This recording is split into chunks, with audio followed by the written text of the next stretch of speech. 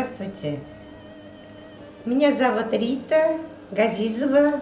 Я работаю в Башдрамтеатре художником по рекламе, специалист по наружной рекламе. Но у меня есть хобби. Я рисую портреты. Вот я хочу сегодня вас познакомить с моими портретами и немножко познакомить с этим искусством, портретным искусством. Как, из чего, из каких материалов все это я делаю. Вот этот портрет, он выполнен пастелью, цветной.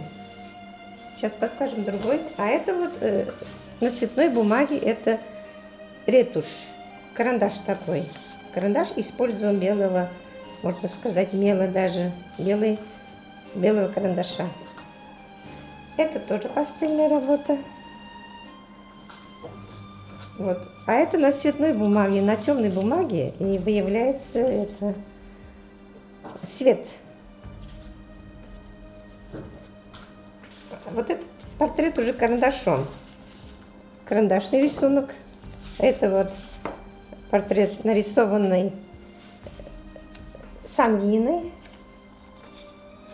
Угольный карандаш. Тоже сангина.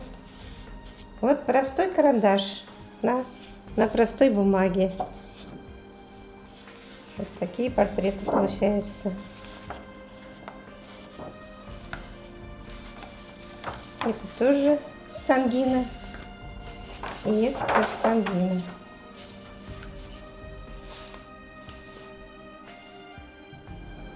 Сегодня я хотела научить вас рисовать углем, древесным углем. Вот такие вот угольные теперь продаются. Раньше их делали художники сами. Теперь хочу поговорить о материалах, на чем можно рисовать. Вот обычно рисуют на акварельной бумаге. Она немножко поверхность должна быть шероховатой. А можно даже рисовать на обычной простой бумаге.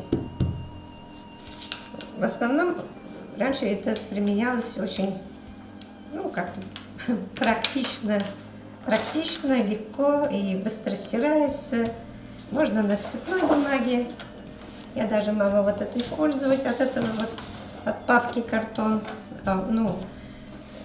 Ранее художники всегда рисовали на картоне углем, потому что, видимо, таких материалов раньше не было.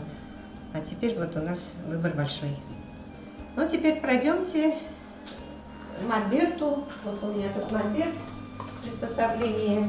Я уже подготовила планшет такой вот. Вот у меня старинная бумага здесь, советских времен осталась. Вот. Я сегодня хочу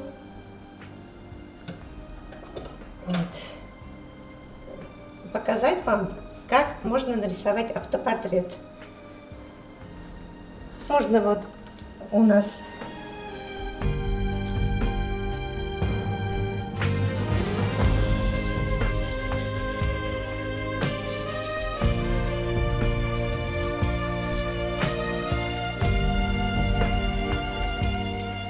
техника портрета углем включает несколько этапов. На первом этапе создания портрета углем базовый рисунок нужно выполнить, а потом подчеркивать геометрию головы, который потом поможет все это закончить. Следующий шаг предполагает добавление темных объектов и важных деталей, чтобы они не были потеряны.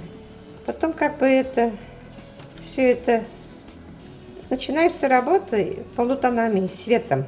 Выполняется штриховка вокруг контуров для создания иллюзии трехмерного объема изображения. Пока работа выполняется без лишних деталей, следует убедиться, что каждый тон, переданный в рисунке, соответствует базовой форме. Тут можно использовать растушевку пальцем. Здесь техника не имеет никакого значения. Просто нужно все это правильно делать.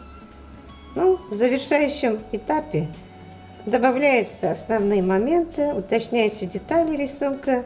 Здесь можно использовать ластик для бликов, белый карандаш или мел.